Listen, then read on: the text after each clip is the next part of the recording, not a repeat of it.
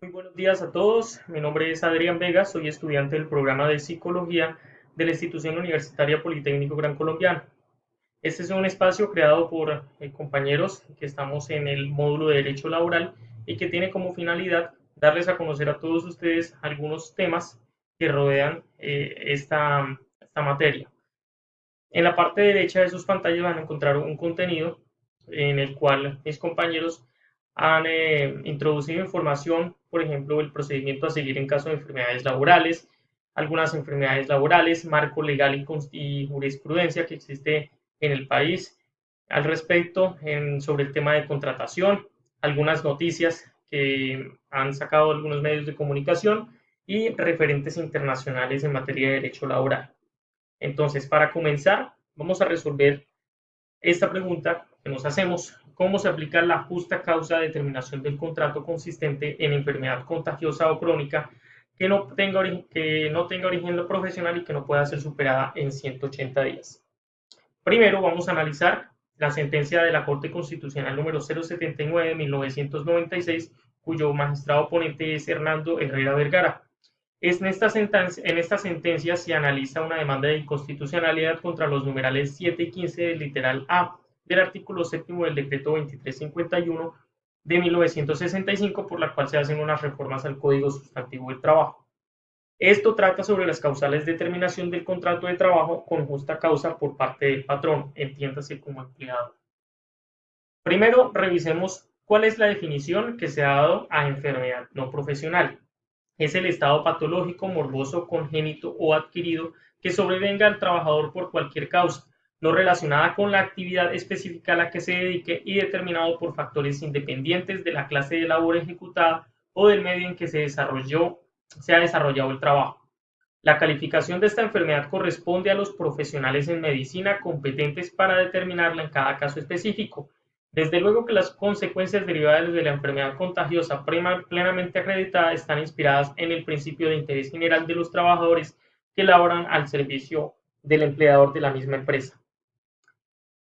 El ciudadano que interpone esta demanda es el señor Luis Antonio Vargas Álvarez, quien considera que las normas anteriormente transcritas violan el preámbulo de algunos artículos de la Constitución Política de Colombia.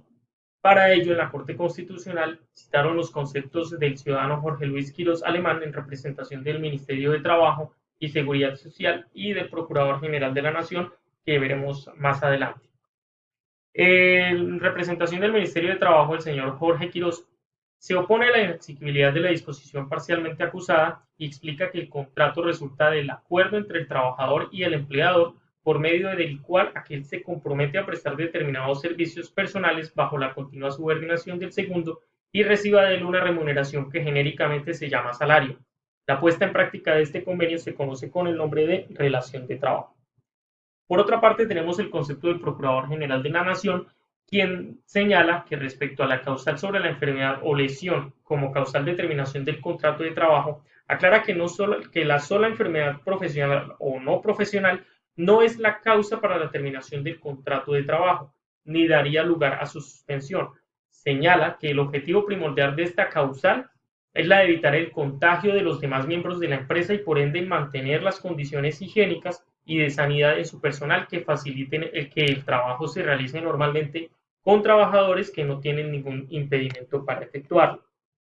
Es muy importante lo que agrega el señor procurador, y es que estas enfermedades, estos hechos que dan lugar a la terminación de un contrato de trabajo deben ser dictaminados científicamente y no eximen al empleador de otorgar los auxilios monetarios, la asistencia médica, farmacéutica, quirúrgica o hospitalaria hasta por el término previsto en los artículos 227 y 277 del Código Sustantivo del Trabajo, así como las indemnizaciones legales y convencionales que se generen como consecuencia de la enfermedad.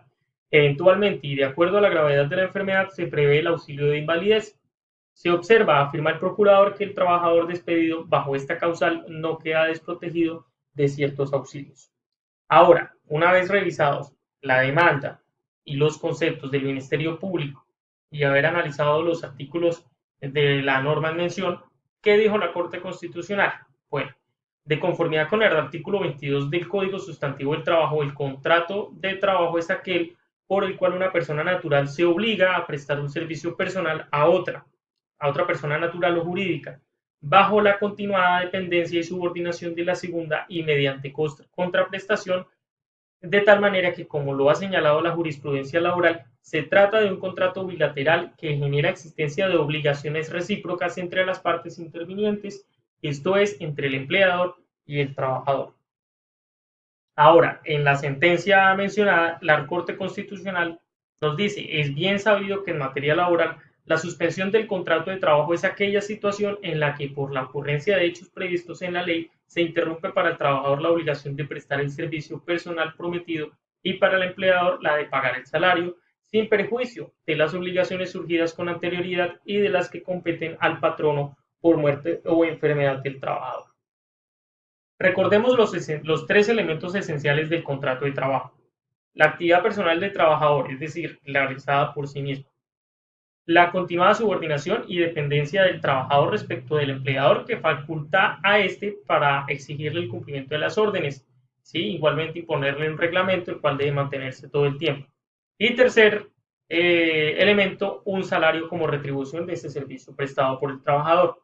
Según el precepto mencionado, una vez reunidos esos tres elementos de que trata dicho artículo, se entiende que existe un contrato de trabajo.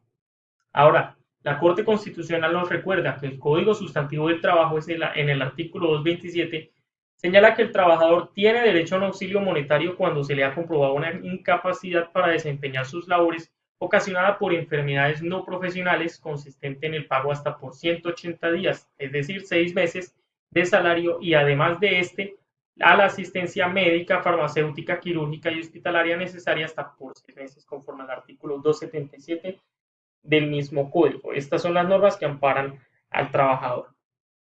Ahora, asimismo, en caso de la existencia de una incapacidad parcial pasados esos 6 meses, no constituye un obstáculo para la reinstalación mencionada. Si los dictámenes médicos determinan que el trabajador puede continuar desempeñando su trabajo, de la misma manera corresponde al empleador proporcionar al trabajador incapacitado parcialmente un trabajo compatible con sus actitudes. Es decir, una incapacidad laboral no es motivo, una incapacidad parcial laboral no es motivo para que un empleador despida a su trabajador. Bueno, en sentencia del 6 de abril de 1990, la Sala de Casación Laboral de la Corte Suprema dijo, el empleador debe abstenerse de terminar unilateralmente el contrato de trabajo antes del vencimiento de los 180 días de incapacidad del trabajador, pero si lo desea, sí puede unilateralmente ampliar ese lapsus en que ello le haga perder el derecho de despedir por justa causa, ya que esta extensión temporal supera en beneficio del trabajador el mínimo legal. ¿Qué quiere decir esto? Que el empleador, aún sabiendo o aún asumiendo que la enfermedad que tiene su trabajador no es curable, ¿sí? No puede decir, no, pues yo ya sé que esa enfermedad no se va a curar en 6 meses, lo voy a despedir en un mes, ¿sí? O lo voy a despedir de una vez, no voy a esperar los 6 meses, o lo puedo despedir a los 3 meses porque ya sé que es incurable. No. El trabajador está en la obligación de prestarle, de darle esas prestaciones sociales a su trabajador por un mínimo legal de 6 meses. Ya después de este tiempo, pues unilateralmente el empleador puede ampliar. Eso ya es una decisión que toma el jefe, el patrón. Ahora, ¿qué se debe hacer por parte del empleador para terminar unilateralmente el contrato cuando existe esta causal?